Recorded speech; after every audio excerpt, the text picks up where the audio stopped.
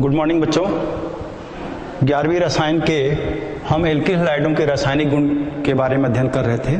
इसके अंतर्गत रासायनिक गुणों के अंतर्गत हम नाभिक स्नेही प्रतिस्थापन अभिक्रियाएं देखते हैं। नाभिक स्नेही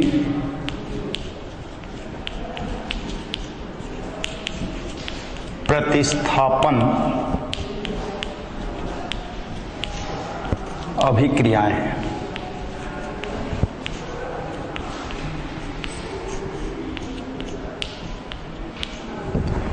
पूर्व के अध्याय में हम इस रासायनिक अभिक्रिया को, नाभिक स्नेही प्रतिस्थापन अभिक्रिया को हम अध्ययन कर रहे थे। इसके अंतर्गत आपको यह बताया गया था, उदाहरण के तौर पे Rx धन y it is equal to Ry धन x माइनस। इसमें R जो है वो सब्सटेंट है और X जो है वो हैलोजन है जो कि निष्कासित होने वाला समूह है। Y जो है वो जुड़ने वाला समूह है या इसको आक्रमणकारी समूह भी कह सकते हैं। तो इसमें निकलने वाला समूह जो है वो हैलोजन है। हैलोजन को निकाल करके ये इसमें आक्रमणकारी जो Y है वो जुड़ जाता है। इस रूप में देखते हैं। इसको एक उदाहरण के द्वारा हम समझ सकते हैं। ये किसी एल्किल हैलाइड को ले लेते हैं उदाहरण तौर पे C2H5Cl प्लस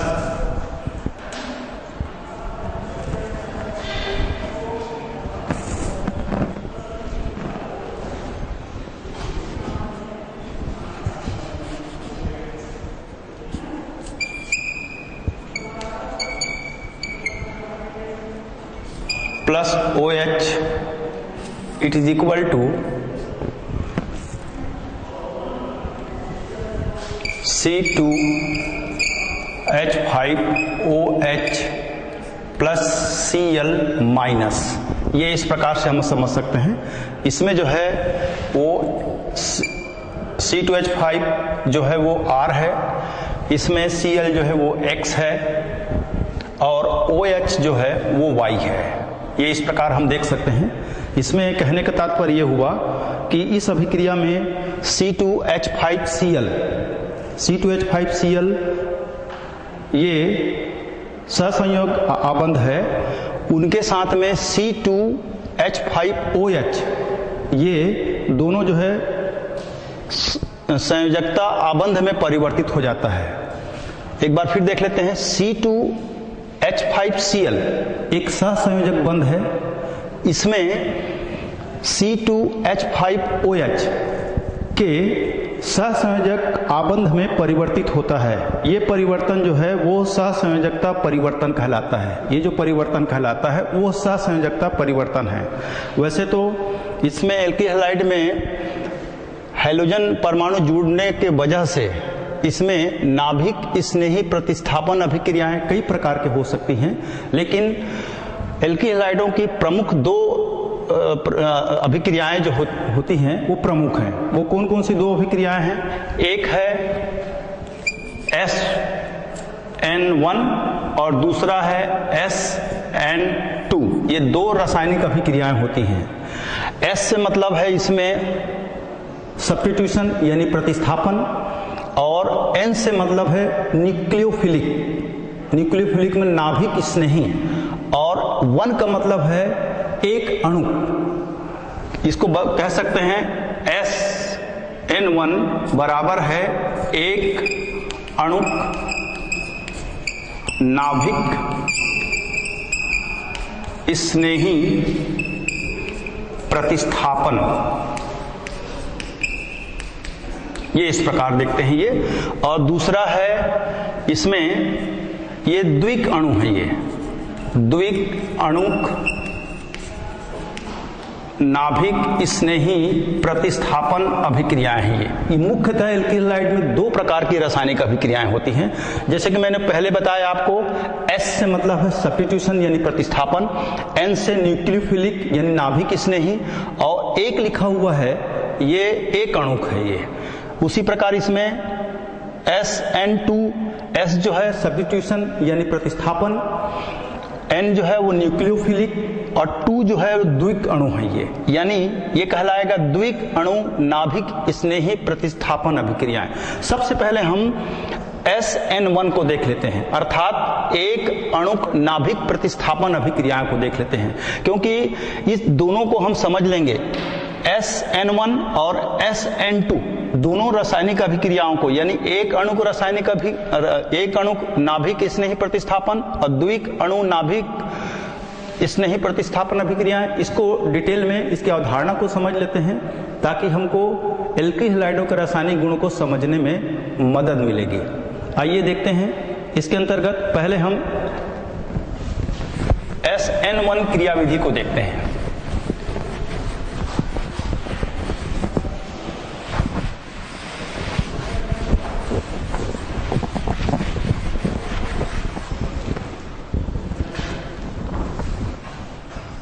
SN1 क्रियाविधि,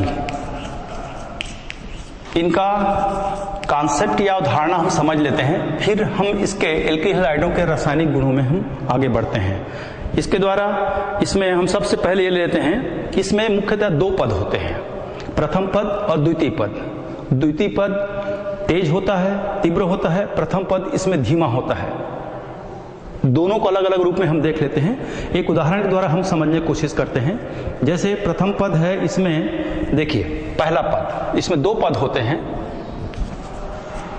इसमें 2 पद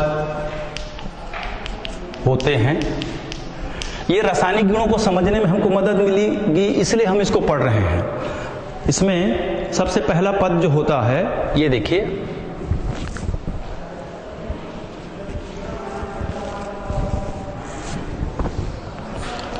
RX it is equal to, उत्क्रमणीय अभिक्रिया के अनुसार ये हो जाएगा R प्लस X माइनस, ये इसमें लिखा हुआ है, ये इसमें एल्किल हैलाइड है, इसको हम लिख लेते हैं एल्किल हैलाइड।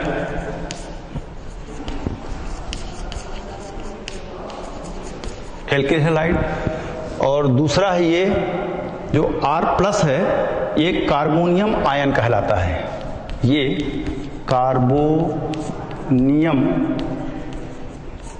आयन। और जो X माइनस है, ये हैलाइड आयन कहलाता है, ये हैलाइड आयन। और ये पद धीमा है, धीमा पद या एक क्रिया धीमा है। ये पहला पद। दूसरे पद में आते हैं हम, दूसरे पद को देख लेते हैं। ये यहां पर दूसरा पद में, ये पहला पद, ये दूसरा पद, R plus OH it is equal to ROH। ये तीव्र है, तीव्र है ये। इनके कारण को समझ लेते हैं हम। OH इसमें ये नाभिक स्नेही है, नाभिक स्नेही ये। और R प्लस जो है वो कार्बोनियम आयन कहलाता है ये। इसमें हम समझ लेते हैं, सबसे पहले इनकी अवधारणा को समझ लेते हैं। इसमें द्वितीय पद तीव्र है और प्रथम पद धीमा है। प्रथम पद धीमा क्यों है? इसका कारण यह है क्योंकि इसमें R प्लस जो है, जिसको कार्बोनियम आयन कहते हैं, ये कार्बोनियम आयन जो है वो इसमें 6 इलेक्ट्रॉन युग्म है। इनको अष्टक पूरा करने के लिए 2 इलेक्ट्रॉन युग्मों की आवश्यकता है। इसमें 6 इलेक्ट्रॉन युग्म है, तो ये अपने अष्टक को पूरा करने के लिए 2 इलेक्ट्रॉन युग्म की आवश्यकता होती है। तो इसलिए, और ये दूसरे परमाणु पर सीधा आक्रमण करता है, यानी OH नाभिक स्नेही जो अभिकर्मक होते हैं उस पर सीधा आक्रमण करता है, क्योंकि ये इलेक्ट्रॉन युग्म दाता होते हैं, सीधे आक्रमण करता है और ये बनाता है ROH, इसलिए ये पद धीमा है और ये पद तीव्र है। ये और धीमा पद ही ये अभिकारक के वेग को निर्धारित करता है, धीमा पद ही अभिकारक के वेग को निर्धारित करता है। ये कहलाता है SN1 अभिक्रिया। ये अभिक्रिया के अनुसार हम देख रहे हैं एल्किल हैलाइड की क्रिया होती है, तो एल्किल हैलाइड में कार्बोनियम आयन जो कि प्लस धन आयन वाला होता है ये अलग होता है, इसमें हैलाइड्स अलग हो जाते हैं और ये पद धीमा होता है। जैसे मैंने पहले ही बताया कि ये धीमा पद जो है वेग अभिक्रिया के वेग निर्धारण को ये निर्धारित करता है, ये या वेग निर्धारण पद कहलाता है ये। उसके बाद में ये कार्बोनियम आयन जो है वो नाभिक स्नेही यानी OH से आक्रमण करता है, इसके ऊपर अटैक करता है अपने 6 इलेक्ट्रॉन युग्म को अष्टक में बदलने के लिए, पूरा करने के लिए ये आक्रमण करता है, इसलिए तीव्र हो जाता है और ये ROOH बनाता है। ये अभिक्रिया को हम SN1 कहते हैं। दूसरी अभिक्रिया में आते हैं हम इसको एक उदाहरण के द्वारा भी हम समझ लेते हैं, एक उदाहरण द्वारा समझ लेते हैं। ये सांकेतिक भाषा में हमने अभी देखा इसको, अब एक उदाहरण के द्वारा हम समझने की कोशिश करते हैं SN1 को उदाहरण के द्वारा।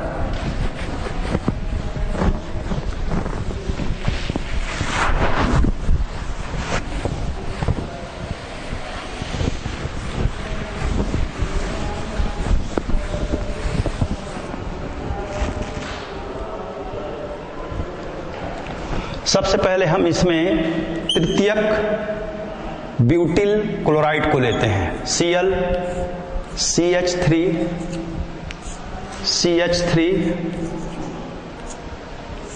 CH3, ये है तृतीयक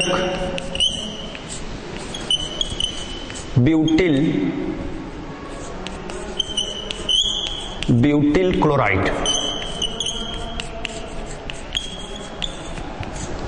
ये इनके साथ में जो क्रिया होगी वो धीमी होगी, पहले ये क्रिया जो होगी वो धीमी होगी, धीमी अभिक्रिया। तो ये अलग हो जाएंगे, तो ये एल्किल समूह अलग हो जाएगा और ये Cl माइनस आयन के रूप में अलग हो जाएगा। अलग होने के पश्चात में ये इस प्रकार से होगी, ये CH3 प्लस CH3 CH3 और CH3 प्लस Cl माइनस, ये अलग हो गया। ये अलग होने के पश्चात में ये तृतीयक कार्बोनियम आयन कहलाता है। ये तृतीयक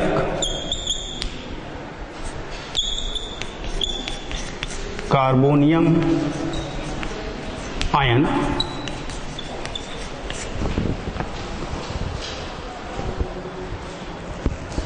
इस प्रकार ये अभिक्रिया हो रही है, धीमा पद है जैसे मैंने अभी बताया आपको। इसके बाद इसकी तीव्र पद देख लेते हैं। ये पहला पद हो गया इसके अंतर्गत, SN1 का ये पहला पद है। इसके अंतर्गत हमने लिया है तृतीयक ब्यूटिल क्लोराइड को लिया है, ये अपने 2 आयनों में टूट गया। ये है तृतीयक कार्बोनियम आयन यानी प्लस आयन और Cl माइनस आयन, ये टूट गया। ये अब इसके साथ में एक नाभिक स्नेही पदार्थ के साथ में इसका आक्रमण होता है, तो ये अटैक करेगा। तो अटैक किस प्रकार से होगा उसको देख लेते हैं और ये क्रिया किस प्रकार से होगी इसको देख लेते हैं। यही अभिक्रिया के अनुसार CH3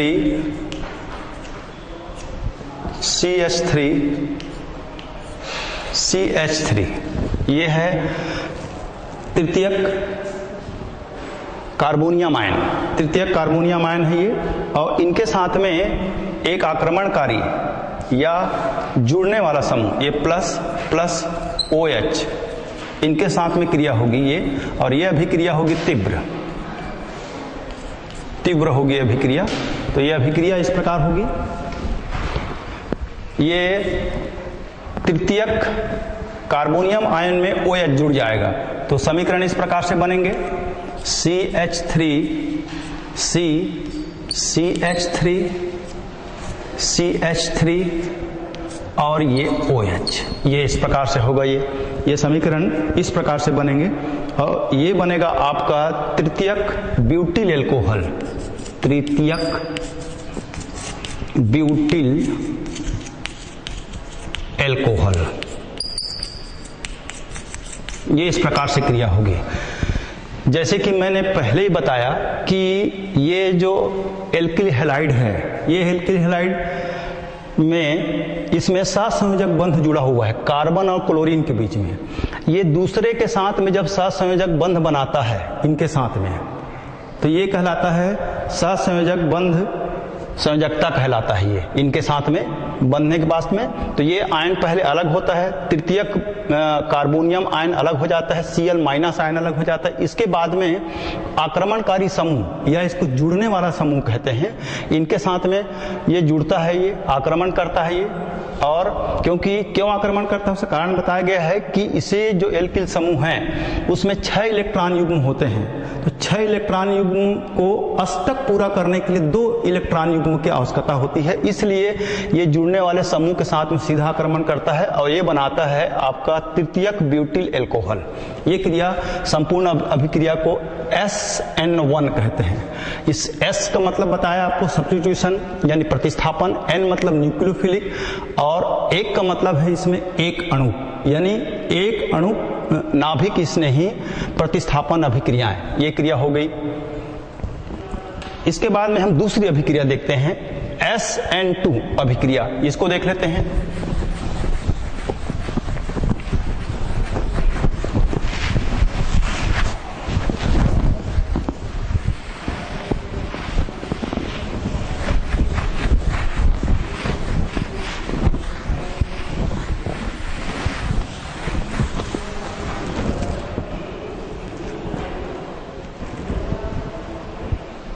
ये अभिक्रिया को हम इस प्रकार समझते हैं, इसमें 2 अणु होते हैं, ये SN2 ये, यानी ये क्रिया होगी, इसका अभिप्राय है SN2 द्विक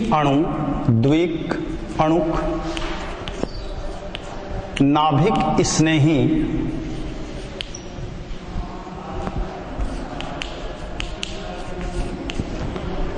प्रतिस्थापन अभिक्रियाएं। ये प्रतिस्थापन, इसको देख लेते हैं, इसके एक उदाहरण के द्वारा समझते हैं। इसमें ये H और ओम ले लेते हैं हम, इसमें OH है ये माइनस आयन, इनके साथ में इसकी जो दूसरा क्रिया होगी वो होगी RX जो कि एल्किल हैलाइड है ये, ठीक है, RX एल्किल हैलाइड है। और ये क्रिया जो होगी यहां पर ये स्लो यानी धीमा होगा, ये धीमा होगा और ये बन जाएंगे आपके इस प्रकार से बनेंगे ये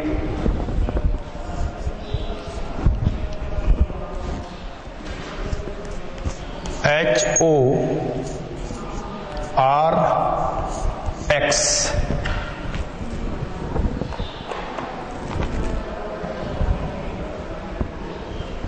इसमें दोनों आयन को ले लेते हैं, इसमें माइनस आयन, ये माइनस आयन, ये इस प्रकार से होगा और ये कहलाता है आपका, ये संक्रमण अवस्था कहलाता है, संक्रमण अवस्था। ये इस प्रकार से संक्रमण अवस्था आपको बताएंगे अभी क्या होता है ये। उसके पश्चात में ये जो क्रिया होगी इसकी दूसरी अभिक्रिया, इसमें X अलग हो जाएगा, इसके बाद में दूसरी अभिक्रिया होगी X इसमें अलग हो जाएगा और ये बनेगा HOR प्लस X माइनस। ये अभिक्रिया तीव्र होगी, तीव्र होगी, इस प्रकार से अभिक्रिया होगी ये। SN1 और SN2 में अंतर यही है कि SN1 में एक अणु भाग लेते हैं और SN2 में 2 अणु भाग ले रहे हैं। तो यहाँ पर ये दो अणु भाग ले रहे हैं ये, और ये अभिक्रिया होती धीमा होता है जो कि वेग निर्धारक पद भी कहलाता है, और ये संक्रमण अवस्था कहलाता है। संक्रमण अवस्था क्यों कहते हैं इसको, क्या कारण है ये? उसका कारण ये है कि इसमें जुड़ने वाला परमाणु और निकलने वाला परमाणु समूह दोनों देख लेते हैं ये, यानी निष्कासित होने वाला परमाणु समूह और जुड़ने वाले परमाणु समूह दोनों के बीच में अर्ध आबंध होता है, और अर्ध आबंध में ये संक्रमण अवस्था में होता है। जुड़ने वाला और निकलने वाले दोनों के बीच में ये जो बंध होता है वो अर्धबंध आबंध होता है। अर्धबंध आबंध, अर्ध आबंध।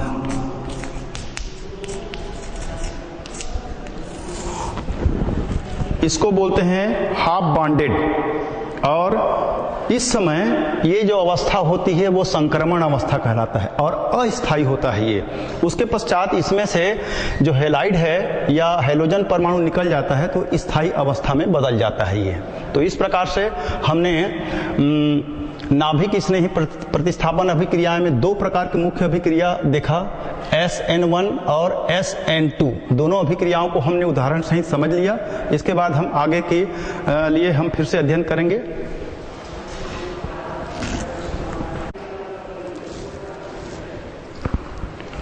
हाँ, तो बच्चों हम ये देख रहे थे SN2 अभिक्रिया, यानी द्विक अणु नाभिक प्रतिस्थापन, नाभिक स्नेही प्रतिस्थापन अभिक्रियाएं देख रहे थे। सांकेतिक भाषा के रूप में देखें हम इसको, एक उदाहरण द्वारा हम समझने की कोशिश करते हैं। ये देखें CH3Br, ये मेथिल ब्रोमाइड है, इनके साथ में ये OH की क्रिया होगी। एक अणु ये हो गया, दूसरा अणु ये हो गया। उसके पश्चात में ये जो क्रिया होगी वो इस प्रकार से होगी। ये देखिए CH3OH प्लस Br माइनस, ये अलग हो जाएगा ये, तो ये कहलाएगा मेथिल एल्कोहल। ये सेम अभिक्रिया है इसी प्रकार से। ये कहलाता है आपका मेथिल ब्रोमाइड के साथ में OH एक अणु हो गया, इनके साथ में क्रिया हो गई तो ये हो गया मेथिल एल्कोहल। ये मेथिल एल्कोहल प्राप्त हो गया, और ये ब्रोमीन आयन जो है, ब्रोमाइड आयन माइनस आयन, ये इसमें अलग हो गया। ये इस प्रकार इसकी अभिक्रिया होती है। तो एल्किल हैलाइडों में सभी अभिक्रियाएं जो होती हैं वो इसी प्रकार से होंगी, सभी प्रतिस्थापन अभिक्रियाएं इसी प्रकार से होंगी। नाभिक स्नेही प्रतिस्थापन अभिक्रियाएं जो होंगी वो SN1 और SN2 के द्वारा ही होगी। आइए अब इसके रासायनिक गुणों की विवेचना करते हैं। ये इसका अवधारणा थी, रासायनिक गुणों को समझने के लिए ये अवधारणा थी।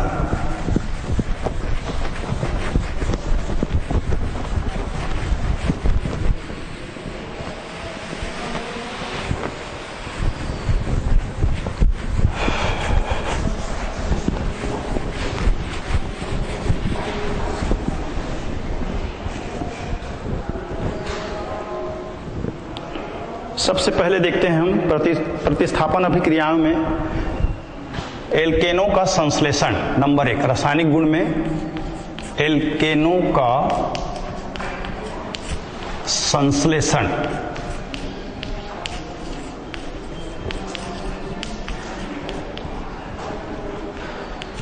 ये इसके अंतर्गत हम जो अभिक्रिया देख रहे हैं वो है वुड्स अभिक्रिया।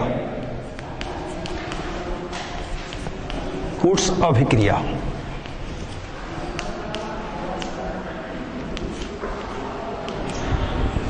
ये अभिक्रिया क्या होती है उसको देख लेते हैं। ये एल्किल हैलाइड की अभिक्रिया शुष्क ईथर में, एल्किल हैलाइड की अभिक्रिया शुष्क ईथर में सोडियम के साथ कराई जाती है। यह अभिक्रिया इस प्रकार से होगी संपूर्ण अभिक्रिया। उसके बाद हम इस अभिक्रिया का अभी जो कॉन्सेप्ट समझा है उसके आधार पर हम इसके अवधारणा को समझने की कोशिश करेंगे।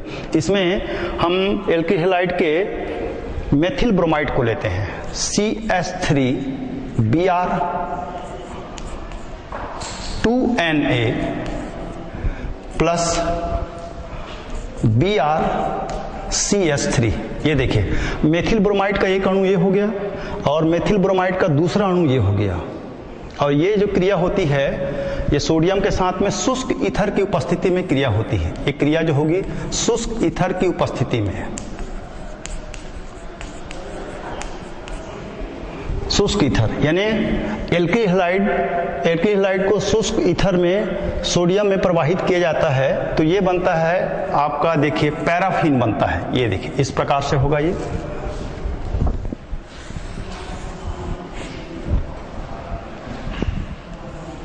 एल्किल हैलाइड का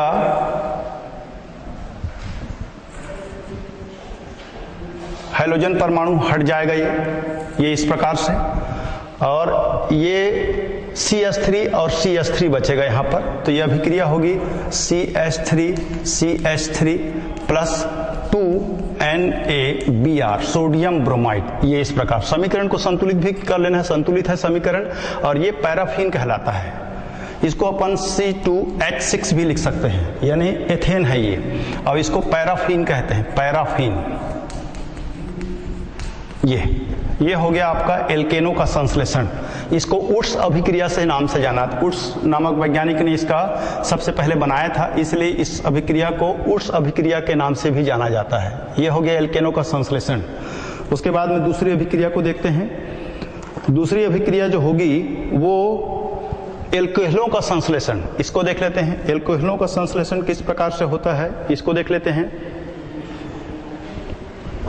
नंबर 2, एल्कोहलों का संश्लेषण।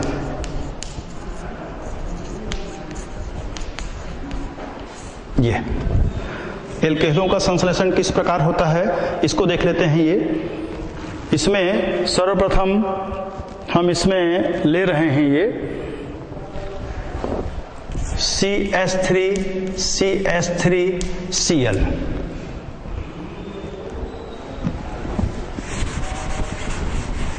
एथिल क्लोराइड को ले रहे हैं हम CH2Cl, ये इनके साथ में लेंगे। अब ये प्लस OH माइनस आयन, इट इज इक्वल टू, ये इस प्रकार से होगी। तो ये बन जाएगा Cl माइनस आयन यहाँ से निकल जाएगा, तो ये बनेगा दोनों में CH3CH2OH प्लस माइनस आयन। ये है आपका एथिल एल्कोहल। OH है मतलब वो एल्कोहल है, ये उसकी पहचान है, और एल्कोहल का क्रियात्मक समूह OH है, ये उसके द्वारा हम पहचान सकते हैं। ये इसी प्रकार एल्किल हैलाइड का जल अपघटन भी होता है, जल अपघटन होता है, और जल अपघटन जो है वो सिल्वर ऑक्साइड के साथ इसको किया जाता है। सिल्वर ऑक्साइड के साथ में जल अपघटन करा के देखते हैं। जल अपघटन,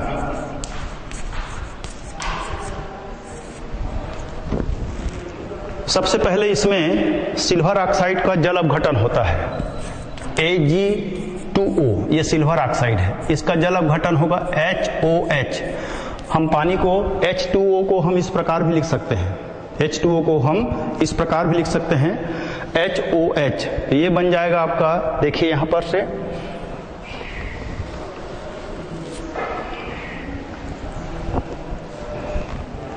इट इज इक्वल टू, ये सिल्वर के ऑक्साइड बनेंगे AgOH प्लस H2O, ये इस प्रकार से, ये 2 और ये 2, ये इस प्रकार इसका पहली अभिक्रिया हो गई।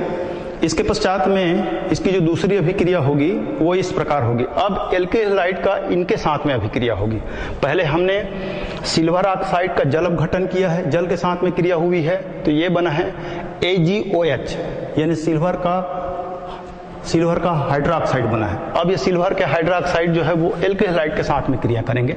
नंबर 1, नंबर 2 CH3I प्लस AgOH, it is equal to, ये बनेगा आपका CH3OH plus AgI, silver iodide, ये इसमें बनेगा, ये इस प्रकार से इसकी क्रिया होगी। संपूर्ण अभिक्रिया इस प्रकार होगी। जल अपघटन कराते हैं सिल्वर ऑक्साइड के साथ में, सबसे पहले सिल्वर ऑक्साइड का जल अपघटन कराते हैं तो ये AgOH बनता है। फिर ये AgOH एल्किल हैलाइड के साथ में क्रिया करती है, मेथिल आयोडाइड है। तो मेथिल आयोडाइड ये OH इनके साथ में जुड़ जाएगा, इनके साथ में, और ये आयोडाइड इनके साथ में जुड़ जाएगा। तो ये बनेगा CH3OH plus AgI, silver iodide. ये कहलाता है आपका जल अपघटन। अब दूसरी अभिक्रिया देखते हैं।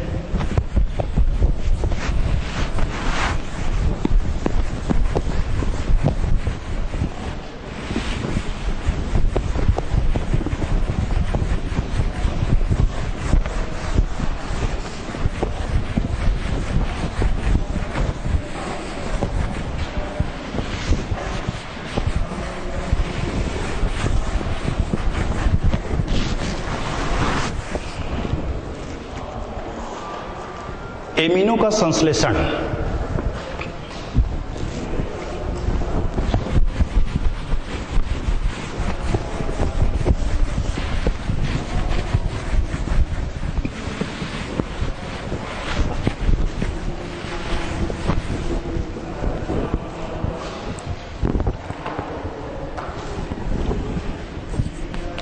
रासायनिक गुण,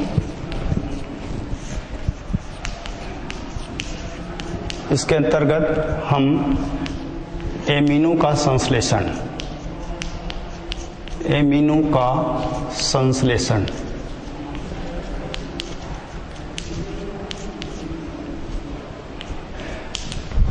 इसको देखते हैं। ये एमिनो का संश्लेषण किस प्रकार होता है। एल्किल हैलाइडों पर एल्कोहली अमोनिया की क्रिया द्वारा एमीन प्राप्त होता है। इसमें देखना है अपने को, एल्किल हैलाइडों पर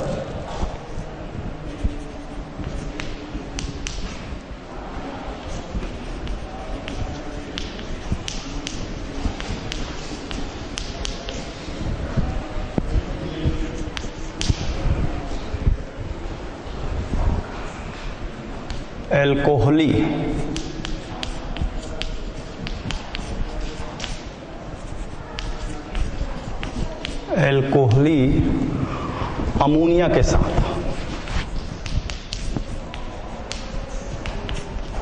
साथ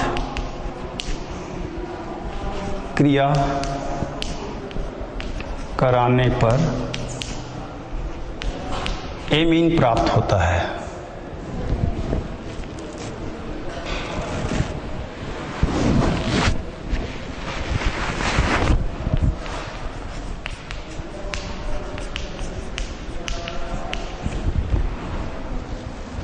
ये देख लेते हैं हम। सबसे पहले हम इसमें एल्किल हैलाइड में, इसमें सबसे पहले हम एथिल आयोडाइड को लेते हैं, C2H5I, एथिल आयोडाइड को लिया। इसमें हमने अमोनिया को इस प्रकार लिखा, NH2, ये NH3 अमोनिया को हम इस प्रकार भी लिख सकते हैं। ये है एथिल आयोडाइड, और ये है ammonia. It is equal to, ये क्रिया होगी, यहां से हाइड्रोजन के साथ में ये आयोडीन क्रिया कर लेगा और ये बनाएगा HI।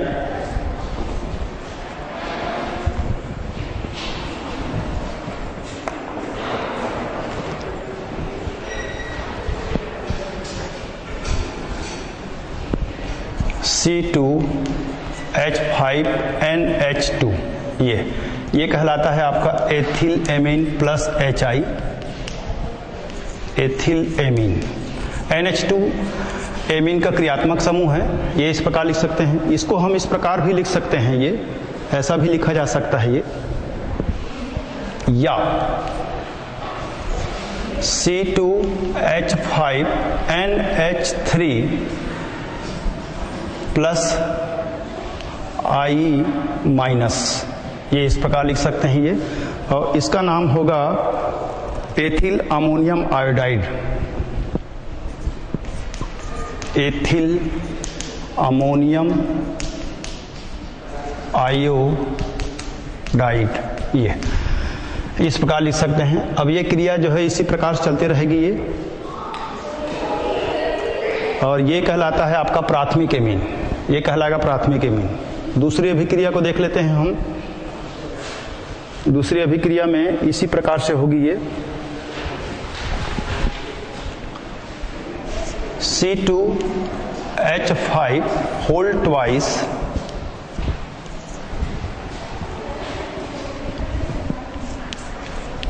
NH2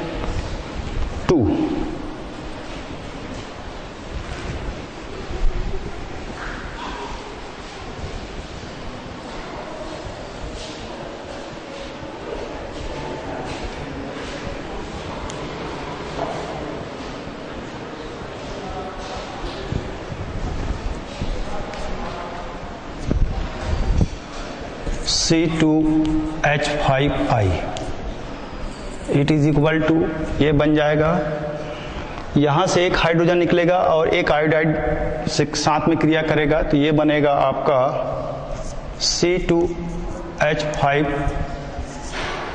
whole thrice NH plus HI। ये इस प्रकार से होगा। ये है die ethyl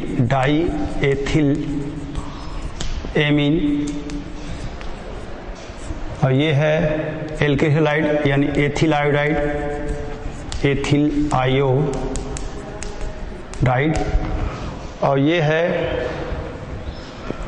tetra ethyl amine, tetra ethyl amine. तीन है इसीलिए C2H5 तीन है। यहाँ पर पहले ही दो है, एक ये और जुड़ गया और एक हाइड्रोजन यहाँ से निकल गया, ये हाइड्रोजन इनके साथ में जुड़ गया, ये प्रतिस्थापन हो गया, तो ये बना C2H5 whole thrice NH, NH2 था वो NH हो गया और HI के साथ में इसकी क्रिया हुई। ये कहलाता है टेट्रा माने तीन, एथिल और ये एमीन, टेट्रा एथिल एमीन। इस प्रकार से क्रिया होगी। अब इस प्रकार से क्रिया होने के पश्चात में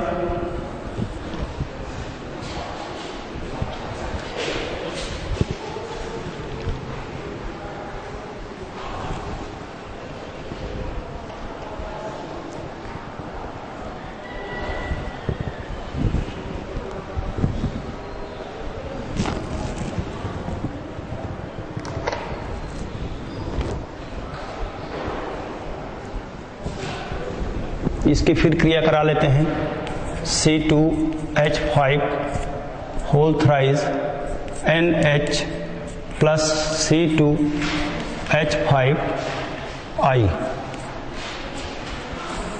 इट इज इक्वल टू, फिर ये हाइड्रोजन इनके साथ में क्रिया हो जाएगा और एक एथिल और जुड़ जाएगा, ये बनेगा आपका C2H5 होल्ड 4N और प्लस HI और ये कहलाएगा आपका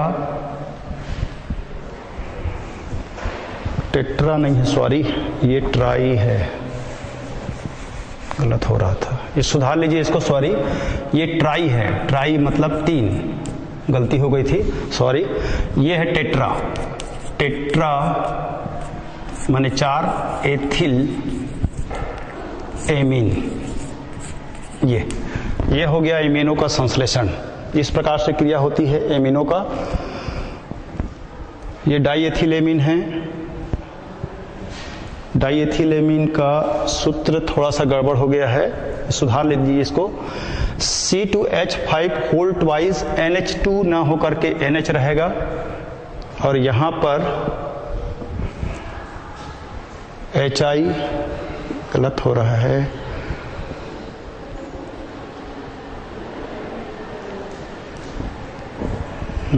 ये भी नहीं रहेगा, इनके साथ में ये सुधार लीजिए इसको, सॉरी गलती हो गई थी। C2H5 होल ट्वाइस NH, ये डाईएथिलेमीन, इनके साथ में फिर एथिल आयोडाइड की क्रिया होगी, तो ये हाइड्रोजन इनके साथ में क्रिया हो जाएगा और एक एथिल इनके साथ में जुड़ जाएगा, तो C2H5 होल थ्राइस N और HI, फिर ये ट्राईएथिलेमीन के साथ में फिर एथिल आयोडाइड के साथ में क्रिया हो जाएगी। यहाँ पर भी गलत हो गया है, ये सुधार लीजिए, सॉरी। ये इस प्रकार से क्रिया होगी। ये है ट्राई एथिल एमीन, ये एथिल यहाँ पर फिर जुड़ जाएगा, तो ये हो जाएगा आपका टेट्रा एथिल एमीन। और ये एमिनो का संश्लेषण हो गया। ये एल्कोहल या अमोनिया के साथ में इसकी क्रिया कराई गई है। अब आते हैं आगे रासायनिक गुणों में।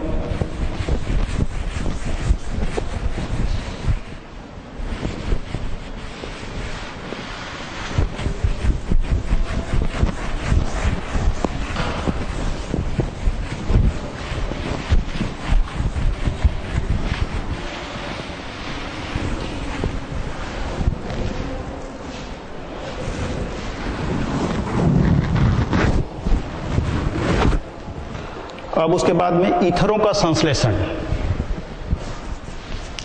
ईथरों का संश्लेषण, ये क्रिया किस प्रकार होगी उसको देख लेते हैं। इसमें सोडियम इथोक्साइड के साथ में इसकी क्रिया होगी। सोडियम इथोक्साइड के साथ में क्रिया होगी इसमें एथिल ब्रोमाइड के साथ में C2H5Br प्लस इसमें हम सोडियम इथोक्साइड के साथ में इसकी क्रिया कराते हैं तो ये बनेगा C2H5ONA। ये इस प्रकार क्रिया होगी तो ये बनेगा। इसमें ये क्रिया जो होगी वो एक और ये दो जुड़ जाएंगे C2H5O C2H5 ये, और ये इनके साथ में यानी सोडियम ब्रोमाइड के साथ में क्रिया करेगा तो ये हो जाएगा NaBr ये। और ये है ईथर। ईथर की पहचान ये है, दो एल्किल समूह के बीच में एक ऑक्सीजन परमाणु पाया जाता है और ये इसका नाम है डाई एथिल ईथर। ये इस प्रकार से। और ये है आपका सोडियम इथोक्साइड, सोडियम इथोक्साइड, और ये एथिल ब्रोमाइड, एथिल ब्रोमाइड। ये हो गया ईथरों का संश्लेषण। इसमें एथिल ब्रोमाइड को सोडियम इथोक्साइड के साथ में क्रिया कराते हैं तो ये बनता है डाई एथिल ईथर। यानी ईथर में पहचान ये होती है कि दो एल्किल समूह के बीच में एक ऑक्सीजन परमाणु होता है और ये ऑक्सीजन परमाणु इसका क्रियात्मक समूह भी होता है। तो इसमें डाई एथिल ईथर इसमें प्राप्त किया गया है।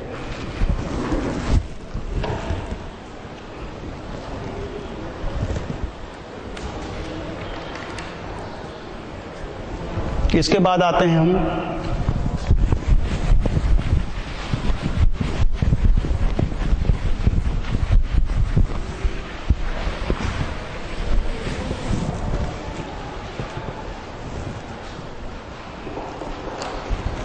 नाइट्रो एल्केनो का संश्लेषण।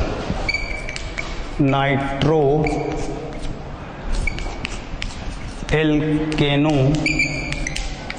का संश्लेषण।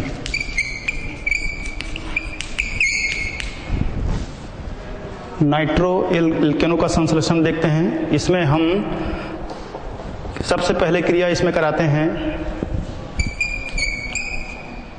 मेथिल आयोडाइड, जो एल्किल हैलाइड है, और इनकी क्रिया कराते हैं हम सिल्वर नाइट्रेट के साथ में क्रिया कराते हैं। सिल्वर नाइट्रेट के साथ में, सिल्वर नाइट्राइड के साथ में AgNO2, ये सिल्वर नाइट्राइट,